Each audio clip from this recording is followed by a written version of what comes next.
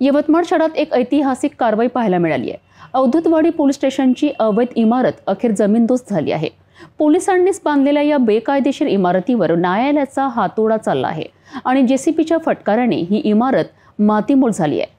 RTI कार्यकर्त्यांच्या संघर्षानंतर प्रशासनाला शेवटी कारवाई करावी लागली आहे। नेमकी ही कारवाई कशी झाली, न्यायालयाने काय आदेश दिले होते आणि यावर नागरिकांची काय प्रतिक्रिया आहेत हे आपण बघूया।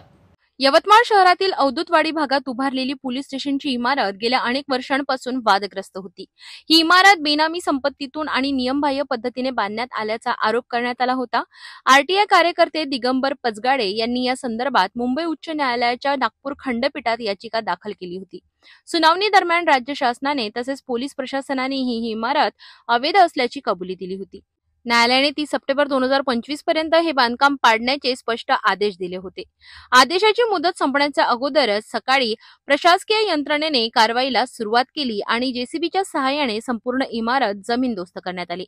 कारवाईपूर्वी पोलीस स्टेशनचे संपूर्ण स्थलांतर नव्या इमारतीत पूर्ण करण्यात आले होते। या कार्यवाहीमुळे नागरिकांमध्ये मोठी चर्चा रंगली असून पोलिसांच्याच इमारतीवर जेव्हा प्रशासन कारवाई करते तेव्हा सामान्य नागरिकांना मोठा संदेश मिळतो, अशी प्रतिक्रिया शहरवासियांनी दिली आहे। ही कारवाई ज्या पोलीस ठाण्याची तिथेच अवैध इमारतीवर हातोडा चालवला गेला आहे आणि अखेर न्यायालयाचा आदेश 100% पाळण्यात आलाय। प्रशासनाने दाखवलेली ही कृती आता इतर अवैध बांधकामांवरही कारवाईसाठी मार्गदर्शक ठरेल का, याकडे नागरिकांचे लक्ष लागले आहे।